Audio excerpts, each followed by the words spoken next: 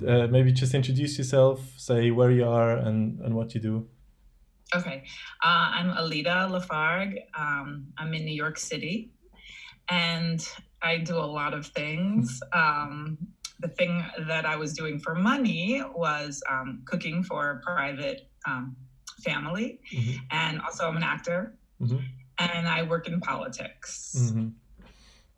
Okay, a bunch of stuff. And your mom. And I'm a mom, yeah. Yeah, so. And now currently a homeschooler. Yeah, how is that? Do you feel like teachers should get a raise? Well, I thought that before. Okay. For sure. But yeah, I think that I'm personally not cut out for this. Okay. Also, my child doesn't respond to me the same way that he responds to his teacher. Okay. Who he, would want to impress and maybe is slightly more afraid of. Yeah. Okay, yeah. I'm sure he's afraid of me in a different respect, but yeah. So it's just a strain on our relationship. I don't necessarily have the skills that a teacher would have in the setting of a classroom with many children. Yeah. I don't know how much I'm supposed to be like standing over him. He's 6 years old. Yeah. So I'm lucky I don't have a little bit older child. I think it's probably even more difficult for the kids who are, like 11 and 12. Yeah, if you're in your early teens or something, and your parents have to teach you, that must be quite. Yeah. and also the stuff you're learning is so much more complex. Like right now, it's all pretty basic, and I can help him. Yeah, of course. As much as he lets me, but yeah. Yeah, that's actually true. I haven't even thought about that. Yeah, if you're homeschooling, if you do high school stuff, I mean, my math skills, forget about it. It would be terrible. Yeah. Okay. Maybe tell me a bit about how is it in New York at the moment. Obviously, it's probably the biggest hotspot in the world at the moment, right? Yeah, it's a little eerie. There are pockets of people who still don't really, I don't know, believe it or care, and so they're not maybe taking as much precaution as they should be. I live in a pretty big complex, a building that has 3,500 people here. Okay. And we are lucky because, so it's 2 buildings that face each other, and in between there's an outdoor space that's like a playground, and there's some quiet parks. So we've been able to get outside and not actually have to be out in the street.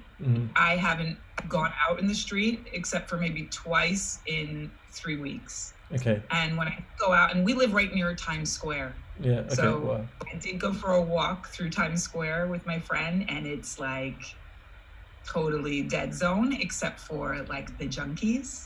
This is their world now. Oh, really? Yeah.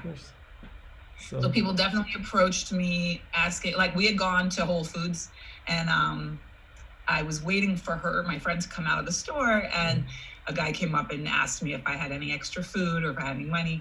But yeah, you definitely see them out here. Okay. And around my neighborhood, I've had reports that they're getting a little aggressive. They really need to like be careful, not wave money around, or Okay. Just go out to get what you need and come home. Yeah. But like down by the pier, we live near the river. Down by the river, people are behaving as if it's any other Sunday afternoon. Yeah. Okay. Jogging, playing on the grass. So that's a little unnerving. I have friends who walk their dogs. They go down there, they see people. But other than that, yeah, it's pretty desolate. It's pretty quiet. And how is it with like shopping and stuff? Do you have to get there early? Do you have to stand in line, or is it pretty okay? The best bet is to go early. Yeah. But my mother's here too. So it's me, my mom, and my 6-year-old. My mother's 77 years old. Okay, yeah. But she's like a 35-year-old. Like she's not an old lady at all. She's having more of a hard time sitting still doing nothing than even I am. So she wants to go out, but she also is sort of mentally convinced me that I need to protect myself. I also have a condition where I take medication for. I have rheumatoid arthritis. I take a medication that lowers my immune system on purpose. Oh, okay. So I'm one of those vulnerable people. So she and I probably have the same vulnerability, and she's more willing to put herself at risk because she does not want to be left with the 6-year-old. So in the interest of protecting me so that I can care for him, she's been the one making the grocery runs, and she wakes up early anyway, like a typical old person. Yeah. So she's out at like 7:30 to get groceries. She's found all the spots that are the most well-stocked. They do have some situations, like Trader Joe's is doing 8 to 9 a.m. senior hours. Yeah, I've heard that. And they're all very well stocked for them at that point. Okay. Also, like the fruit and vegetable stands that we have on the streets are still there. Okay, cool. So yeah, you're not starving or anything. No, we're not starving. It's a little hard to get some of the delivery services that I had expected to use, like the Fresh Direct and also the Amazon Fresh with Whole Foods. You cannot get a delivery slot because they don't have enough people to do the delivery. So that was frustrating. But yeah, that's been happening even here in like my small town in Switzerland. Like the main grocery stores, they're booked out for days on end. But yeah, there's been like voluntary programs where people, put groceries in the back of their bike, and they bring it to old people and stuff. And so. Oh yeah, we're organizing that here too. I also am the president of our tenant association here at our building. So I have a whole board of people that I work with, and we have very close relationships with all of our elected officials, like our senators and our city council speaker, and we've been talking to them on a regular basis, and they've been helping us out. So we've developed a huge volunteer angel army, we call them.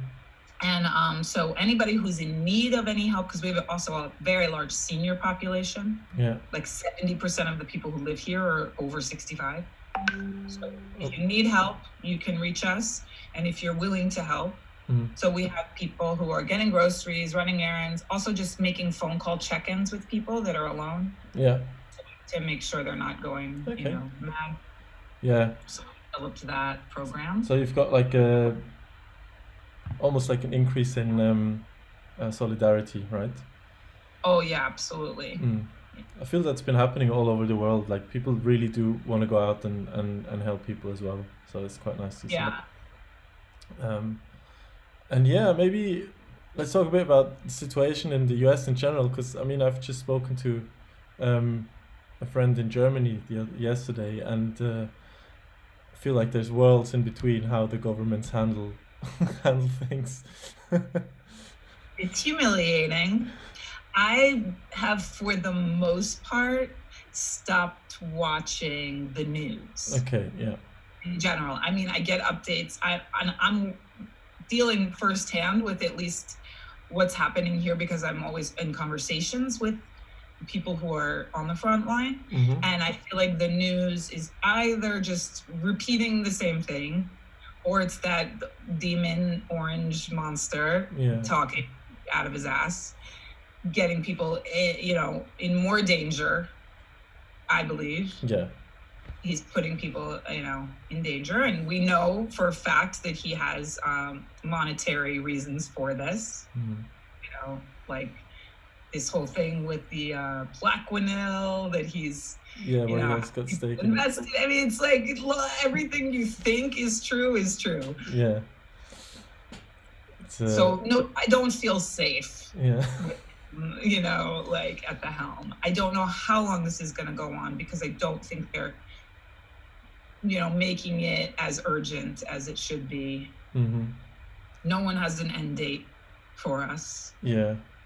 And it's interesting to see, I feel like, because obviously the US is federal, right? The states have got quite a lot of power by themselves, and so I thought it was interesting to see how different states with different governments reacted to the crisis early on, and how that panned out, isn't it? Yeah, it seemed like all the Democrats believed this was something to prepare for. Yeah. And the Republicans said it was not. So I don't know. But the biggest problem we have is there's not enough PPE, personal protective, for the frontline workers. That's a major problem. In some hospitals, they're giving you, in other states, they're giving you a mask a week. Yeah, I mean, which is a joke because. Which is a joke. You may as well go without it, We have now, they're putting a new hospital, they're setting up a hospital in St. John the Divine, which is an enormous cathedral. Okay. Uptown. Even in the crypt. Wow. They brought in that big boat, the Comfort. Oh yeah, right? I saw those pictures, yeah. Yeah, it was meant to be for non-COVID related illnesses, but now they've changed that directive as of, I think, yesterday, the day before yesterday, they changed it, that because there's just not enough space for people in need of ventilators. So they're now going to use that for COVID related. And in fact, they already had a case of one of the doctors being diagnosed with COVID on the boat. So that's a wash. So they were like, okay, center, right, which was set up. It's a huge, convention center. It takes up many, many blocks. That was set up as a non-COVID related hospital as well, but now it's also being changed. And their idea is that the people with needs outside of COVID can go to smaller facilities that are around the city. So there's quite a few beds in place now. There's more beds, but we don't have the PPE and we don't have the ventilators. So a bed without a ventilator is... You just wait till you die, basically, kind of thing. That's why they put them in the catacombs. We had 2 deaths here in the building last week, and it turned out that one of the guys who passed away was helping his friend who was diagnosed with COVID, and both of them ended up dying from it. Shit. And have you known anyone else? I mean, it must be quite widespread now. Yes, I have another 2 friends. They're older, not old, but older, maybe 60s, but otherwise healthy. I mean, I had just had lunch with one of them like a couple of months ago. And so 4 people that I know personally that have died, and I've heard of other extended, people, friends of friends, and this, Yeah. It's always New York. It's like in the movies. It's always New York that's hit the hardest. Yeah, because I kept saying that the whole first few weeks I felt like I was watching a movie. Like it didn't seem real, And but like for me, because I get sort of information right away, I get phone calls like, okay, we're shutting this down. And that's when you're like, oh, this is getting really real. Only like 2 people on the elevator at a time. And these kind of directives were coming in, and like, but everybody's making each other masks, and we make sure that we're in the elevator with a mask, and try to just be kind to each other. Yeah, I think that's one of the positive sides of the whole thing, right? People but we also have to give people perspective, because there's a lot of people who are used to a certain level of entitlement. Yeah. And so they're asking for things. Sometimes it seems like, well, you're an adult and you're going to have to take some responsibility for protecting yourself. Yeah. Like, someone can't be there to clean the elevator button every time someone uses it. So if it's something that makes you anxious, you can bring your own alcohol spray and your own, so I've been helping to sort of give out that kind of information, and also to give perspective that, like, there have been crises over time. For instance, my grandfather was sent to World War II as his wife had just given birth to twins. He was gone for 2 years, and she didn't know if he'd be back. We're being told to Netflix and chill. So if you think about it like that, we're not like a child hiding in an attic from the Nazis. Yeah, my child is stir crazy, But when he makes noise, the worst that happens is the neighbor downstairs knocks on the door and says, "Could you guys stop bouncing the ball?" Yeah. So the perspective is helpful to keep my spirit up and like reminding myself of everything I'm grateful for. We're not starving. Other people have it much worse than we do. Yeah. But as long as you stay in, we're hoping the other big issue here is the unemployment system. Where everybody's having a really hard time signing on. Yeah. Even myself, you sign in, I have an account, but then like when you go to the next page, it just goes like, sorry, can't load the page. Yeah, okay. The servers are overloaded, or it's just too many people. Yeah. And the phone line's just busy, forget about it. So that's causing some people to panic. But there's been no rent freeze, or they call it a rent freeze, but for 3 months no one's getting evicted. Yeah, okay. So you can't legally be evicted, but right. The rent will the rent have to be paid afterwards, or you still have to pay rent, or how does it work? I mean, this is the question. Where I live, it's a little different because the way we pay rent is determined by your income. Oh, okay. If you do lose your job, like you can apply for a recertification, an interim recertification. They can lower your rent to, so our specific situation would be different from other people's. Okay. And, there's still the city and the state are still trying to figure out how to provide, because you can't just not pay the guy who has to pay the mortgage. Yeah, of course. And then, some of these city funding comes from that, and, it's a domino effect. Yeah. So you can't just think, oh, it's some greedy landlord who doesn't want you to, everybody like on the food chain has to all be figured out. So that's what they're working on. Everybody's going paycheck to paycheck, even the building owners, right? Yeah, I mean, and every situation is certainly different, but yeah, of course. The small businesses, of course, are suffering, and my father owns restaurants here in the city that are closed, and they've created GoFundMe for their workers and this kind of thing, Yeah. But that's a sad commentary on the way our country is set up, considering we're like supposed to be the greatest in the world, right? But we can't even figure out how to keep people from going hungry in these kind of times. So. Yeah. Although obviously a lot of countries are overstretched at the moment, right? I mean, it is just a difficult time. But yeah, how do you keep busy? Well, I guess you have a 6-year-old in the house, so I guess you're quite busy with that. Yeah, we stay busy. We do a lot of baking. Nice. I mean, I don't know why, like a pandemic makes you think it's like Little House on the Prairie all of a sudden, like. But like I have to bake my own bread, but we are doing that. I'm cooking. Luckily, I'm a good cook. I don't know what people who are bad cooks are doing right now. That must be terrible. But we're doing little projects. He's getting in trouble constantly because he's just crazy.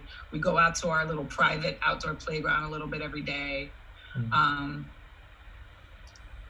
I say this? I'm smoking weed. Okay. Which is helpful. Drinking wine.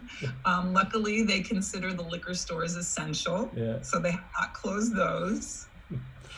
Yeah. Thank God. And yeah, I mean, I don't have as much time as I would have thought I would. Yeah. I'm so busy, like, a million Zoom meetings. We had our first community Zoom meeting a couple of days ago. There was 100 participants, but we got to upgrade the account so more people can get in. And that was lovely to see everybody it was like our tenant meeting that we would normally have, in our community center we had on Zoom. And that was really great. Everybody felt, plugged in. And so, yeah, I mean. Yeah, it's a lot going on. I feel as well, even though I've been alone and not really leaving the house or anything, it's just constantly doing stuff. So it's not even. I feel like when I entered this 3 weeks ago, I was like, I'm gonna read so many books and stuff, and I haven't even opened a book. I know, and I'm not even watching that much TV. Yeah. I have one thing. Okay, I've fallen down a strange genre rabbit hole. There's a lot of programming about the Hasidics right now. Okay, right, interesting. I've like watched all these shows about Hasidics. So the one that I'm almost done with now, it's called Shtitzel. Okay. It's all in Hebrew. Like I'm obsessed. It's great if you're interested. Yeah. But that's the only thing I've watched. A little, like I turn the news for like 5 seconds. I'm like, I turn it off and yeah. that's it. Okay, Stitzel. I'll remember it. No, Stitzel, not Schnitzel. Yeah, Stitzel. Okay. Yeah, it's good. It's like, because I live in a very multicultural community, so I understand people in a way that maybe other people who live in more, homogeneous societies don't have.